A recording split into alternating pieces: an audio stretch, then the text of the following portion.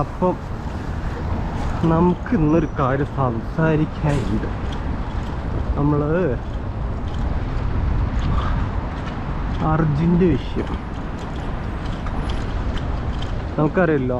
Secret agent അദ്ദേഹം മിനിയാന്ന് അർജുൻ്റെ വീട്ടിൽ പോയല്ലോ.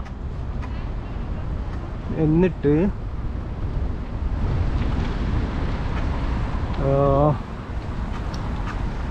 അവരോടൊക്കെ സംസാരിച്ച പ്രകാരമാണ് വിട്ടത്. ഈ അർജുൻ്റെ വിഷയത്തിലേക്ക് വരുമ്പോൾ നമ്മളൊക്കെ വളരെയേറെ പ്രൗഡായിരുന്നു അങ്ങനെ കിട്ടിയതും കാര്യങ്ങളും ഒക്കെ വെച്ചിട്ട്. അതിനുശേഷം അങ്ങോട്ടും ഇങ്ങോട്ടും പഴിചാരില്ല എന്തൊക്കെയാണ് നടക്കുന്നത്. അപ്പം അതിൽ മനാഫ് അവരെ കുറിച്ച് പറയുന്നത് എന്താ പറഞ്ഞാൽ, ഞാൻ റിലീജിയൻ്റെ ബേസ് അല്ല, ഒന്നുമല്ല. ഞാൻ അതായത് സീക്രട്ട് ഏജൻറ്റ്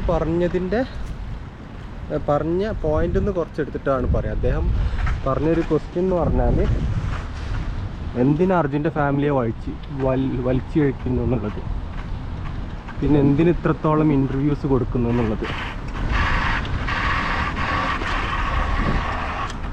അപ്പോൾ ഇൻ്റർവ്യൂസ് ചിലപ്പം ഒരു ദിവസം 2 ദിവസമൊക്കെ ആയിട്ട് കൊടുത്തതായിരിക്കും. അതിങ്ങനെ കുറേ പോസ്റ്റിൽ വരുമ്പോൾ അതവർക്ക് കുറേ ഇൻ്റർവ്യൂസ് എന്നുള്ള രീതി തോന്നുന്നതായിരിക്കും. രണ്ടാമത്തത്, നമ്മൾ കുറച്ച് അപ്പുറത്തെത്തിട്ട് സംസാരിക്കാം.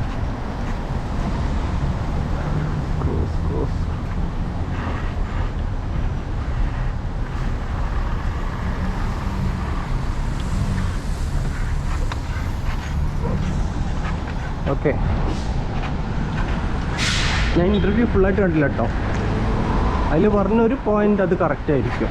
അതായത് ഈ മുസ്ലിം നാമധാരി എന്നൊക്കെ ഉണ്ടല്ലോ, അപ്പോൾ അതിൽ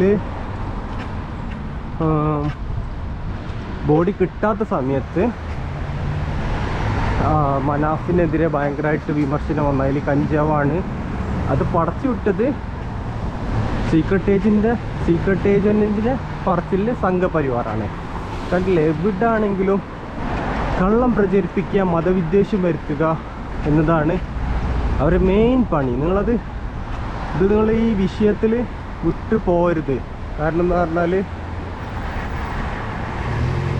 അതിൽ കഞ്ചാവാണ്, അതിൽ വേറെന്തോ സംഗതി ഉണ്ടെന്നൊക്കെ പറഞ്ഞ് പരത്തിയത് സംഘപരിവാറാണ്. അപ്പോൾ നിങ്ങളൊന്ന് ആലോചിച്ച് നോക്ക്, ഈ ബോഡി വെഹിക്കിളൊന്നും കിട്ടിയിട്ടില്ലെങ്കിൽ മനാഫിൻ്റെ കുടുംബം ആകെ വഴിമുട്ടും. സത്യമല്ലേ? അല്ല, ഇവർ പറയുന്ന സീക്രട്ട് ഏജൻറ്റ് ഫുള്ള് ഇവരെ സപ്പോർട്ട് ചെയ്തിട്ടാണ് പറയണ. ആരെ? അർജുൻ്റെ കുടുംബത്തെ. അപ്പോൾ ഈ വിഷയം നേരെ ഉൾട്ട ശരിക്കും മനാഫിന് വരേണ്ടതായിരുന്നു. അത് പടച്ചേർക്കൽ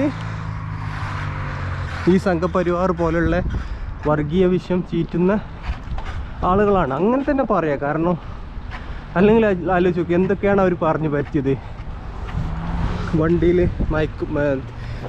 ചന്ദനത്തടി ഉണ്ട്, അല്ലെങ്കിൽ വേറെന്തോ സ്വർണം കടത്തുക, അങ്ങനെ പലതും ആണ് അവർ പറഞ്ഞുകൊണ്ടിരിക്കുന്നത്. അഥവാ വണ്ടി കാണാതെ പോവുകയാണെങ്കിൽ എന്തായാലും ഈ പഴിയൊക്കെ ചാരി ജീവിക്കേണ്ടി വരെ മനാഫിൻ്റെ കുടുംബമാണ്. അപ്പോൾ ഓഫ് കോഴ്സ് അയാൾ കിട്ടാൻ വേണ്ടി മാക്സിമം ഏതറ്റം വരെ പോവാം. അർജുൻ്റെ കുടുംബത്തിന് വന്ന വിഷയം എന്താ പറഞ്ഞാൽ, ഇവൻ 2-3 ഇൻ്റർവ്യൂ കൊടുത്തിട്ടുണ്ടെങ്കിലും മനാഫ് അതിനെതിരെ പറഞ്ഞു എന്നുള്ളതാണ്. അത് കണ്ട് കിട്ടുന്നതിന് മുമ്പ് പറഞ്ഞില്ലേ, ഓർക്കുന്നില്ല. എന്തായാലും അന്ന് ഇൻ്റർവ്യൂ കൊടുക്കുന്നതിന് മുമ്പ് പിന്നെ മനാഫിൻ്റെ പേര് വിട്ടുപോയി എന്നുള്ള ആക്ഷേപം ഉണ്ടായിരുന്നു. അപ്പോൾ ഇൻ്റർവ്യൂ അല്ല മെയിൻ കാരണം എന്ന് പറയാം. പിന്നെ എല്ലാവരും മലയാളീസാണ്. പിന്നെ അതുകൊണ്ട്